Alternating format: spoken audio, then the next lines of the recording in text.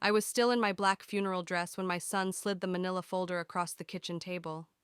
We hadn't even finished the casserole from Mrs. Jenkins, the one with too much mayo and not enough salt. Nicholas had only been in the ground for 36 hours, the dirt on his grave still fresh, and yet here we were, seated like boardroom executives beneath the dim light of our farmhouse dining room, the same room where I'd once taught Brian to tie his shoes. "You're not going to want to see this as a surprise later," Brian said, his voice measured, businesslike. His Brooks Brothers cuffs were rolled neatly, watch gleaming. "Dad updated the will last year. Melissa and I thought you should have time to process it before we begin any formal filings." "Formal filings?" I asked slowly, the words foreign on my tongue. Melissa looked up from her phone, fake sympathy crinkling her brow. "We just want to make this transition as smooth as possible, Mom." I didn't touch the folder. My hands curled around the chipped edges of my coffee cup instead, our wedding china. "Nicholas and I wrote our will with Vincent Hargrove, together." Brian's smile didn't reach his eyes. "He wasn't up to date. Dad and I had a long talk when Melissa visited last spring," I blinked. "When he was already on morphine?"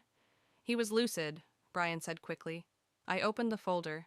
Inside was a single typed document, not on Vincent's legal stationery, but on Brian's corporate letterhead, Sterling Hayes Capital Advisors. It looked professional, cold, almost too clean. I stared at Nicholas's signature, too steady, too perfect, not the shaky scrawl of a man who'd needed my help to hold a pen in his final weeks. "Are you seriously telling me," I said slowly, "that your father signed over the house, the orchard, and every asset in his name, to you two?" "We're his children," Melissa said, as if that explained everything. "We've always been part of the legacy." "No," I said, voice tight. "You left. You abandoned it." She huffed. "That's unfair, Mom. I visited. I stayed here. I helped." "You slept here the night before he died," I snapped. "And you used it to slip papers in front of him, didn't you?" Brian stood. "Let's not make this combative." "No," I said, rising too. Let's. Let's talk about how you abandoned this place for Boston skyscrapers and never once offered help unless it came with ROI projections." "You don't understand the scale of things now," he said. "The orchard's outdated. It needs investors, modernization, expansion strategy. Dad understood that." "What Dad understood," I said, voice trembling, "was soil, trees, people." He sighed. "You can't keep running this, Mom. You're—" "Say it." He didn't. I did. "Old, weak, disposable." "No," Melissa jumped in. "We just want what's best for everyone. For you, too. There's this community in Elm Ridge, Sunny Pines. You'd have friends, classes. There's a watercolor group." I stared at her. "Do you even hear yourself?" "We're not kicking you out," Brian said. "We're securing your future." "This is my future," I whispered. "This land, these trees, this kitchen." "And it's time to let go," he replied, a closing bell in his voice. I sat down again, not from surrender, but to still the shaking in my legs. "You had him sign this when he could barely recognize Melissa," I said flatly. "That's elder fraud. Don't throw around accusations you can't prove." I looked at the window. Outside, the wind bent the apple branches just slightly, like they were listening. "Show me the legal filing," I said. "From Vincent. If there's a new will, he has it." Brian hesitated. Melissa fiddled with her ring. "There was a delay," Brian admitted. "We're handling this independently for now." "That's not how probate works," I said. "Even I know that." Brian's voice dropped a note, like I was a child again. "We're trying to spare you embarrassment." "Embarrassment?" I repeated. "You forge your father's signature, hijack his legacy, and try to banish me to a retirement community. And you're worried about my embarrassment?" Melissa stood, folding her silk shawl. "This is going nowhere. We'll come back tomorrow when you're more calm." "I'll be calm when I talk to my lawyer," I said. "The real one." Brian looked at me like he was disappointed in a failing employee. "You really want to take this down the hard road?" I leaned forward. "Do you really think I won't?" He stiffened. You're being unreasonable. No, I said. I'm being what you made me. The room felt colder somehow, as if Nicholas's absence had finally settled in fully, not just the loss of a man, but the unmasking of everything he tried to protect me from. Melissa lingered in the doorway. Mom, we still want to help you, but if you make this legal, it gets ugly. I held her gaze. Then I hope you've hired good lawyers, she faltered. We're not trying to hurt you. But you already did. Brian tapped the folder with his knuckle. I suggest you sleep on it. I suggest, I said, you don't come back tomorrow unless you're ready for court. They left together, coats over their arms, like it was just another business pitch that didn't land. I waited until I heard the crunch of gravel, the car doors shut, the engine hum fade down the road. Then I opened the cabinet above the sink, reached behind the dusty baking tins, and pulled down the fireproof box Nicholas and I had hidden years ago. Inside, our marriage certificate, my birth records, a set of old account statements, and one thing they didn't know existed. The original deed, 20 acres. Mine, purchased in my maiden name before I became Naomi Canton. And in the far corner of the box, a copy of the real will. I stared at it, then down at the fake one on the table. They thought they had won. They thought I was weak. They forgot I'd spent my entire life learning from a man who planted roots deeper than greed could ever reach. Tomorrow, I'd call Vincent. After that, they'd see what disposable looks like when it starts to fight back. If you've ever been overlooked after giving your all, type 1. You're not alone. I was still tying my shoelaces when Brian pulled the SUV to the side of County Road 27. We weren't heading toward Elm Ridge like they claimed. No Sunny Pines retirement tour, no watercolor class, just the cracked edge of a forgotten shoulder and the soft hum of the car's engine idling. This is where you get off, he said quietly, almost apologetically. I blinked. Excuse me? Melissa didn't meet my eyes. She was adjusting her lip gloss in the visor mirror, like this wasn't the most shameful moment of her life. Brian shifted in his seat. You have your medication, some clothes. There's a gas station about 5 miles down. You can call someone, maybe one of your quilting friends. I didn't move. You're abandoning me here? I asked. He nodded slightly. You weren't going to go quietly. This is cleaner. Melissa spoke finally, her voice thin and trembling. We just need this to go through, Mom. The deal closes next week. The developers won't wait. I stared at her, the daughter who once cried when a classmate called me old.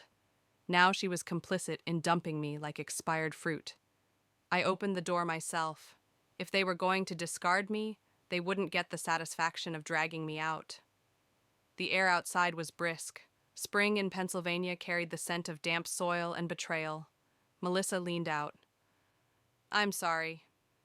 I know, I said flatly, gripping the handle of the small suitcase they'd packed for me. You always are, and then you do it again. They drove away. No backward glance, not even Melissa. Their silhouettes disappeared behind the ridge, and for a long time, I just stood there, an old woman in black leather flats, clutching a nylon suitcase on the side of a deserted road. But I wasn't alone, and I wasn't broken. Because in my purse, beneath my folded scarf, were my passport, medications, and the original deed to 20 acres of Canton orchard land, legally mine, in my maiden name, Naomi Blackwood, the most profitable acres, and the only ones with water access the developer needed. They thought they'd left me with nothing. They had no idea what I still owned. I started walking. 2 hours and 3 blisters later, I arrived at Miller's Gas and Grocery. The neon open sign flickered above the rusted doorframe like a greeting from a life I hadn't lived in years. Ray Miller, third-generation owner, spotted me from behind the register. Mrs. Canton? His eyes widened. You all right? Been better, I replied, brushing dirt off my coat. Can I use your phone? Of course. He led me to the tiny office behind the chip aisle. Let me know if you need anything. I dialed Vincent Hargrove, our family lawyer. My voice cracked as I spoke. Vincent, I need your help. Quietly. His reply came fast. Where are you? Millfield. I've been misplaced. I knew something was wrong, he said. Your son presented a will, but I had concerns. It's a forgery, I said, and I have proof. Come to my office. 1 hour. I hung up. Then bought a prepaid phone with the emergency cash Nicholas had stashed in my purse after a flat tire incident 20 years ago. I also grabbed a bottle of water and a turkey sandwich I had no appetite for. Ray tried to wave me off when I offered cash. It's on the house, Naomi. That nearly broke me, but I didn't cry. Not yet. At Vincent's office, his secretary's jaw dropped when she saw me. Mrs. Canton, I didn't know you were alive? I smiled faintly. Apparently neither did my children. Vincent met me in the doorway. You look like hell, he said. No judgment, just fact. Feels about right, I replied, stepping inside. I placed the fireproof box on the desk. The will they showed you is fake, he confirmed. Nicholas never revoked the original. This, he held up the true document, signed months before Nicholas's decline, names you as sole executor. I opened the hidden envelope containing the land deed. 20 acres, I said. The original tract, in my name, with water access. They don't know it exists. Vincent's eyes lit up. Smart, very smart. It was Nicholas's idea, in case the business ever failed. Well, Vincent murmured, it's failing in a whole new way. I leaned forward. I want to stop the sale, freeze the accounts, file injunctions, and if needed, I want to press charges. Vincent nodded, his gaze serious. This won't be quiet. You'll make enemies. I smirked. They made me first. That night, I stayed at a local B&B, Rose Hill, owned by Lucille Brennan, a lifelong friend who didn't ask questions. Just handed me the spare key and a clean set of linens. But I didn't sleep. I made phone calls. To Harold Winters, regional bank manager. I need to freeze the orchard's accounts. Suspicious withdrawals. Fraudulent signatures. To Martin Adams, local environmental officer. There's a planned development encroaching on protected wetland. I have the deed. To Sophia Delaney, editor of the Millfield Gazette. There's a story here about betrayal, forged documents, and elder land theft. By midnight, I had made 7 calls, each one a knot in the net I was casting, each one a reminder. I wasn't some grieving widow. I was the storm they thought had passed. The next morning, Vincent and I sat with legal pads, reviewing every contract, every clause, every creditor. We were ready. At 1:12 p.m., my prepaid phone buzzed. The number was unfamiliar. I answered with a calm breath. Naomi speaking. Mom? Brian's voice cracked with panic. What have you done? I smiled, pressing the phone close. Oh, Brian, I've only just begun. If you've ever stood your ground after being discarded, type 2. You're not weak. You're just getting started. The email subject line read, Urgent. You are being sued for defamation and interference. It came in at 6:04 a.m., just as I was sipping tea on the porch of Lucille's B&B, watching the mist roll across the orchard hills I once called home. I opened the message. It was from a corporate legal firm, Everton and Vale LLP, based in Manhattan. Attached was a PDF, cease and desist order, warning me to stop publicly mischaracterizing the real estate transaction involving Canton Orchards. They were also prepared to seek damages for intentional interference with business expectancy. I laughed. They thought a strongly worded email would make me drop my gloves. No, this was the part I'd been waiting for. The fight. By 9 a.m., I was seated across from Robert Wilson, tall, composed, and every bit the legal shark Nicholas had trusted 30 years ago when he bailed him out of a collapsing real estate firm. You've made quite the splash, he said, flipping through the morning paper. The Millfield Gazette headline read, Widow accuses children of forged will in high-stakes land deal. Good, I replied. Let them read it with their morning coffee. He smirked. The Platinum Acres project is a mess now, and your kids just escalated it. Perfect, Robert leaned forward. We've already filed the emergency injunction on the property, and I spoke with the environmental board. That wetland parcel on your deed, it triggers federal protections.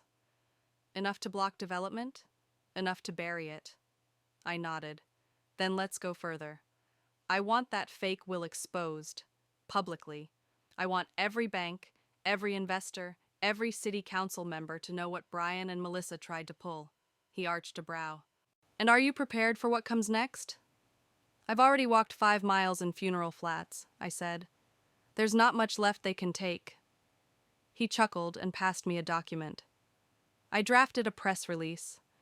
But before we go public, I'd suggest we shake their confidence. Already on it, I said. That afternoon, I made 3 more calls. To Lisa Adams, daughter of Martin, the environmental inspector. Once my orchard apprentice, now a sustainability consultant for a nonprofit. She'd just been let go from her previous job after her manager suspiciously forwarded her presentation on rural water rights to Brian's company. Are you telling me he stole your work? I asked. I didn't say it, but I'm happy to testify if someone else does. Good girl, I said. We'll protect you. To Harold Winters, the bank manager. There was a $50,000 transfer from the Canton business account 3 days before Nicholas's funeral into Melissa's account. Without a cosigner? I asked. Yes, but your husband's account had a power of attorney override, one filed by your son. My blood turned cold. Fraud? Quite possibly. To Sophia at the Gazette, I have emails, bank activity, and statements from their own friends. I want a follow-up article. You'll get the front page again, she promised. At 2:35 p.m., my prepaid phone buzzed. A video call from Melissa. I let it ring 4 times, then answered. Her image flickered on screen. Puffy eyes, smeared mascara, and a towel around her shoulders. Mom, we need to talk. I'd say so, she sniffled. Brian's freaking out, the developer's threatening to sue him. His firm just opened an internal investigation. I kept my voice even. I warned you both. It wasn't all my idea, she rushed. I had debts, and he told me it was legal, that Dad would have wanted it. Did he also say forging a signature on a morphine drip was legal? She looked down. I didn't know it would go this far. You always say that, Melissa. You didn't know when you dropped out of NYU or when you launched a protein bar line with $80,000 of your father's retirement. She wiped her eyes. I'm trying to make things right, I leaned forward. Then testify. Her breath caught. What? Sign a sworn statement that Brian forged the will, that he pressured you to go along. Do that and I'll drop charges against you. And Brian? That's up to him. He can lawyer up. Her lip trembled. Mom, I don't want to lose you. You already did. After the call, I met Robert and Vincent in the law office for the next volley. We prepared a whistleblower package using Lisa's testimony, Martin's wetland documentation, and Sophia's emails showing developer conflicts of interest. By 5 cold p.m., Robert had delivered it to the State Attorney General's office. This goes nuclear now, he said. Good, I replied. I want the fallout to reach New York. That evening, just before dusk, I took a walk to the orchard. The trees were budding, pink and white against the fading sky. The land looked almost proud, like it knew I was fighting for it. I reached the crest of the hill behind the barn and stood for a long moment, staring out across the acres Nicholas and I had cultivated for 40 years. Then I turned to head back, only to see someone standing by the barn door. Brian. He wasn't supposed to be here. His hands were in his pockets, suit jacket wrinkled, his eyes tired, angry, scared. I came to talk, he said. I didn't answer. Mom, you've made this worse than it had to be. Did I? Or did you forget who planted these trees? He gestured toward the barn. You're sentimental. That's why this won't end well for you. I took a step forward. You think legal threats scare me? You left me on the side of a road, in flats. He grimaced. Melissa's crumbling, and if this goes public, I lose everything. You should have thought of that before you forged a will. There was a pause, then softer. What do you want? I stared at him. The son I raised. The man I didn't recognize. You'll find out tomorrow, I said. In court. As I turned to leave, I heard him mutter, This land, it doesn't even want you anymore. I stopped, didn't turn. I just said, This land remembers who fed it. If you've ever had to stand alone to protect something everyone else gave up on, type 3. You're not done yet. Neither am I. The final notification came not by email, but courier. A man in a pressed black uniform rang the bell at Lucille's bakery at 6:43 a.m., holding a sealed legal envelope with my name typed clean across the front, Naomi Blackwood Canton. Inside, a formal letter from Platinum Acres legal team. They were withdrawing the purchase offer. Effective immediately. No deal, no settlement, no development.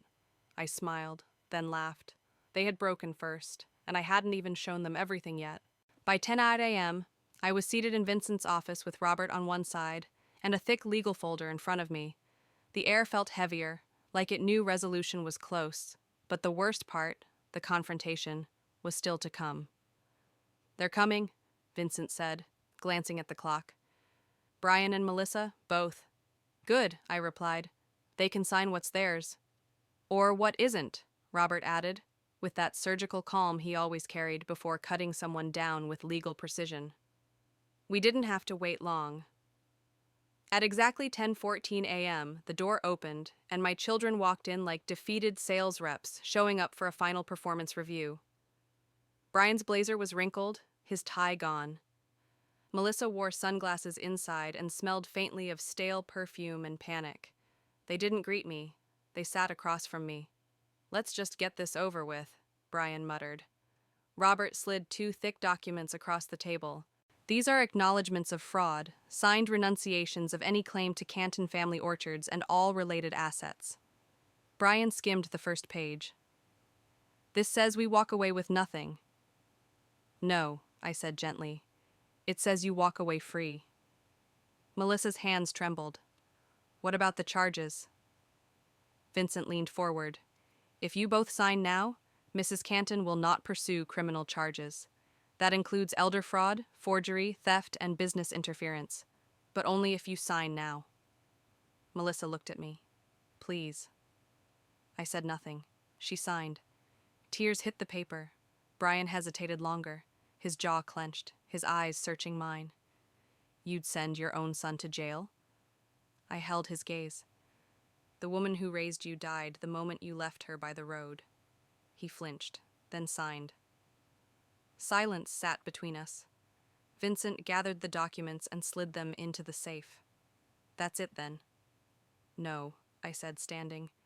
"There's one more thing." They both looked up. "I want you out of Millfield. Today. If I see either of you near the property, I will file retroactive charges. Don't test me." Melissa nodded mutely. Brian didn't respond. Robert added with a smile that cut to the bone. "Platinum Acres will also receive a notification that not only is the land not for sale, but that their attempt to acquire it through coercion and fraud will be referred to the State Attorney General's office." Brian looked like he might be sick. "You destroyed everything." "No," I corrected. "I protected it. You destroyed yourselves." They left, without a word, without a glance. And just like that, the war was over. That afternoon, I returned home. Robert drove me to the orchard, quiet on the way, respectful. He offered to walk me in. I refused. This part I would do alone. The house smelled of dust and sunlight. Everything was where I left it, except for the dining table, where Brian had apparently left a glass of half-melted ice. I dumped it in the sink, then moved room to room, restoring, reclaiming, folding Nicholas's flannel shirts, dusting the photo of our wedding day, running a hand along the bookshelves where he once read to our kids. I ended up on the porch, in his chair, with my land stretching out before me like a promise fulfilled. The orchard was blooming, rows of trees in soft pink and white, stretching out under a sky as clear as my purpose. Weeks passed. I hired Lisa Adams as the new orchard manager, young, principled, and eager. She brought new ideas, drip irrigation upgrades, compost systems, school programs. Nicholas would have loved her. We announced the Nicholas Canton Agricultural Scholarship, funded by the profits my children tried to steal. Lucille helped plan the first harvest dinner, an annual event for neighbors and workers who had stood by us when we had nothing but soil and grit. And one morning, the Philadelphia Inquirer ran this headline: Platinum Acres CEO indicted in multi-state land fraud scheme, Millfield Orchard widow's case triggers legal cascade. They used my name, but they didn't own it. One text did come from Melissa. Mom, please. I lost everything. Can we talk? I deleted it, not out of anger, but because some bridges once burned should remain ash. One last visit remained, the barn. I stood in the center of it, sunlight pouring through the old slats. Soon it would become our farm-to-table restaurant, the one Nicholas always dreamed about. His name would hang above the door. Canton Roots, where legacy fed new growth, and where greed would never set foot again. As I closed the barn doors, I turned toward the main house, just in time to see someone standing at the edge of the orchard road. It was Brian. Again. But he wasn't here to fight. He held a small envelope in his hand. I found this, he said, stepping forward. In Dad's old coat pocket. Thought, maybe you should have it. I took the envelope, didn't open it. He nodded once, stepped back, and walked away. No apology. But maybe a start. I returned to the porch, sat down, opened the letter. Nicholas's handwriting. Naomi, if they ever make you doubt yourself, remember this. The land doesn't care about noise. It remembers who planted it. You'll outlast them all. N. I folded it carefully, then looked out again over the orchard, strong, quiet, alive. If you've ever stood your ground and proved them wrong, type 4. Let them know we're not so easy to erase.